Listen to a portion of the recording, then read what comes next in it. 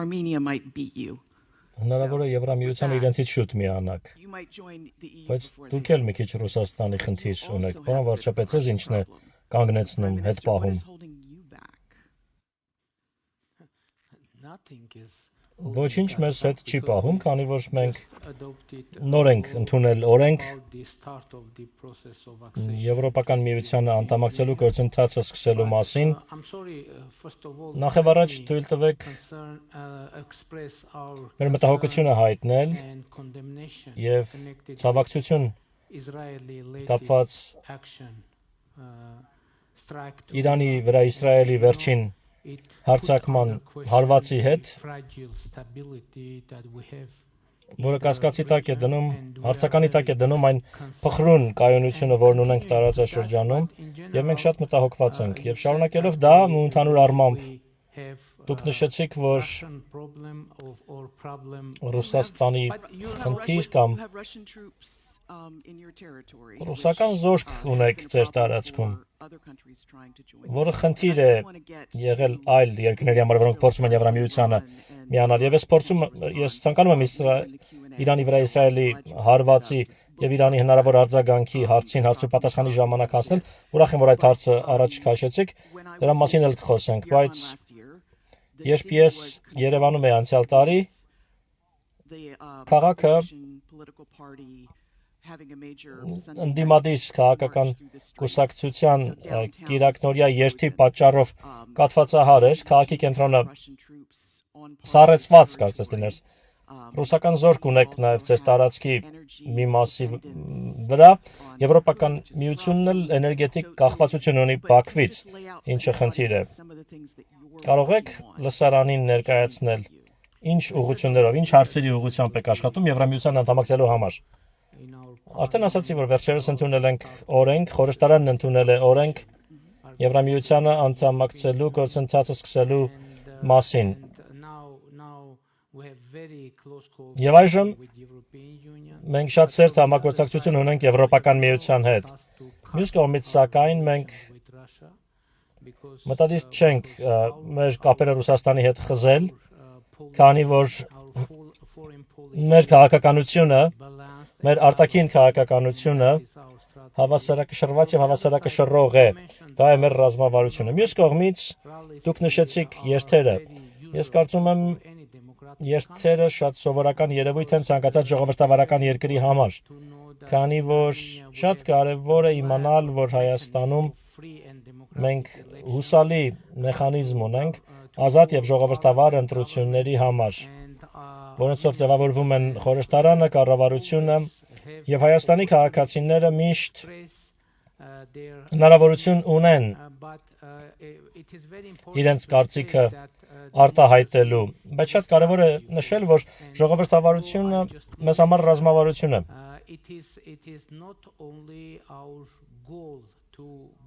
Օրենքը, որը ես հենց նոր նշեցի, ոչ միայն մեր նպատակն է գնալ եւ դառնալ Եվրոպական միության լիարժեք անդամ, դա մեզ համար հերթական խթան է, որպեսզի շարունակենք եւ ի կատար ածենք եւ ընդլայնենք ժողովրդավարական բարեփոխումների մեր օրակարգը եւ մենք հույս ունենք, որ ժամանակի ընթացքում, երբ Եվրամիությանը լիարժեք անդամակցության դիմում ներկայացնենք, դա կլինի արժանիքահեն դիմում, քանի որ մենք կկարողանանք ի կատար ածել իսկական, ամբողջական եւ խորը ժողովրդավարական բարեփոխումներ, եւ դա է մեր օրակարգը։ Մյուս կողմից դուք գիտեք, որ մենք բարդ իրավիճակ ունենք մեր տարածաշրջանում եւ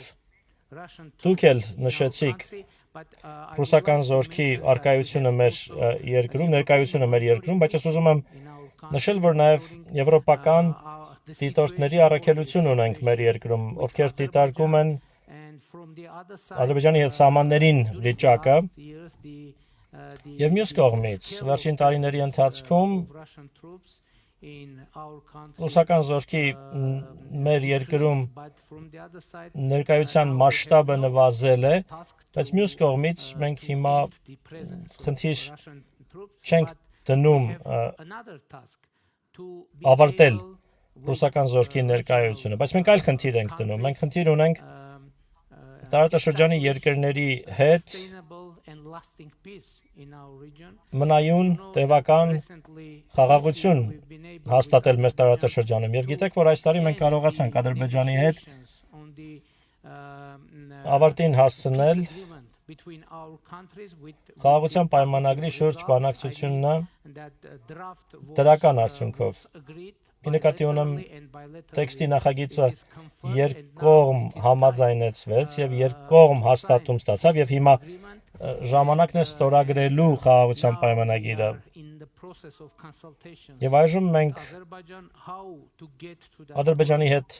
քննարկում ենք, թե ինչպես հասնել այդ կետին եւ ստորագրել խաղաղության պայմանագիրը։ Գիտեք, որ մենք կայուն եւ բարիդրացիական հարաբերություններ ունենք Իրանի եւ Վրաստանի հետ։ Մյուս կողմից մենք հիմա բավական ակտիվ երկխոսություն ունենք Թուրքիայի հետ եւ մենք հույս ունենք, որ համաձայնությունը, որին կարողացել ենք Թուրքիայի հետ հասնել 2022 թվականին, ի կատար կացվի պայմանավորվածությունը։ Առնվազն մեր սահմակային սահմանի մասնակի բացման համար դիվանագիտական անձնագիր ունեցող անձանց եւ երրորդ երկրների քաղաքացիների համար այդ սահմակային սահմանի բացումը մենք հուսով ենք այս պայմանավորվածությունը կարողանանք կյանքի կոչել եւ ընդհանուր առմամբ մենք հասկանում ենք մենք չենք ուզում գալ Եվրոպական միություն եւ բերել կոնֆլիկտներ Եվրոպական միություն։ Մենք առաջին հերթին ցանկանում ենք լուծել հնարավոր հակամարտությունները մեր տարածաշրջանում, ձևավորել խաղաղություն եւ խաղաղություն բերել Եվրոպական միություն։ Դա է մեր ռազմավարությունը։ Մի բան էլ ավելացնեմ։ Մի բան ավելացնենք Եվրոպական միության խաղաղ կյանքին։ Վարչապետ Փաշինյան, ձեզ հարց ունեմ սլայդոից ուղղված։ Հարցը հետեւյալն է. Արդյոք Հայաստանի ճանապարհը դեպի Եվրամիություն կապված է Վրաստանի ճանապարհի հետ։ Իրականում այո, որովհետև ընդհանուր առմամբ մենք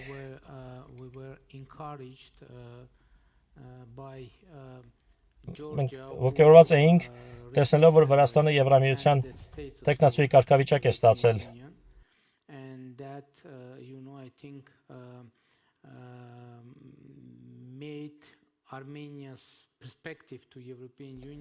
Դրա արդյունքում Հայաստանի Եվրամիության հետ կապված հեռանկարն ավելի իրատեսական էր դարձել մեր ժողովրդի, մեր քաղաքացիների համար։ Եվ իհարկե,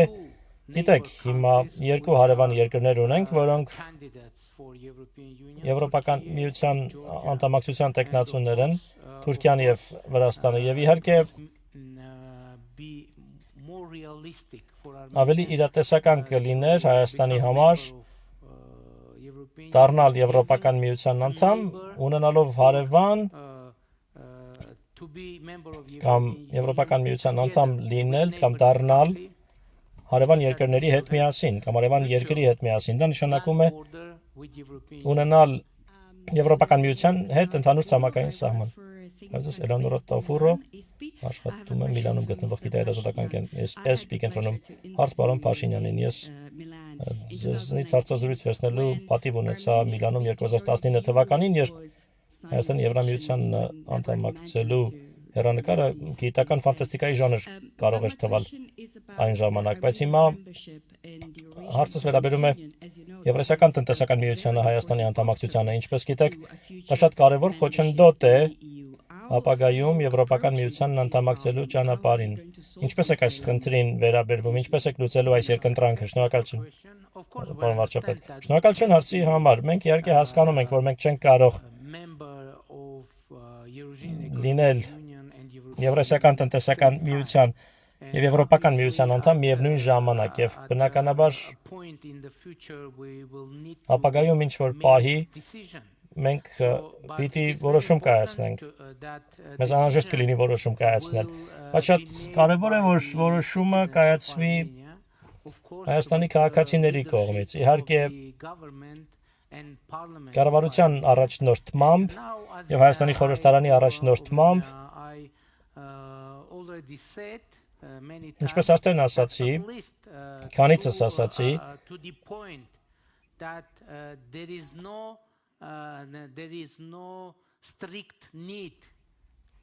Առնվազն այն պահին, երբ նման որոշում կայացնելու խիստ անհրաժեշտություն չկա, մենք կշարունակենք մեր ժողովրդավարական բարեփոխումները, որպեսզի հնարավորինս համապատասխանենք Եվրոպական միության չափանիշներին, հնարավորինս համապատասխանել այդ չափանիշներին եւ երբ այդ պահը գա, մենք այդ հարցը կդնենք սեղանին, ի նկատի ունեմ կդնենք քաղաքական օրակարգի մեջ Հայաստանի եւ մեր քաղաքացիների հետ միասին մենք որոշում կկայացնենք։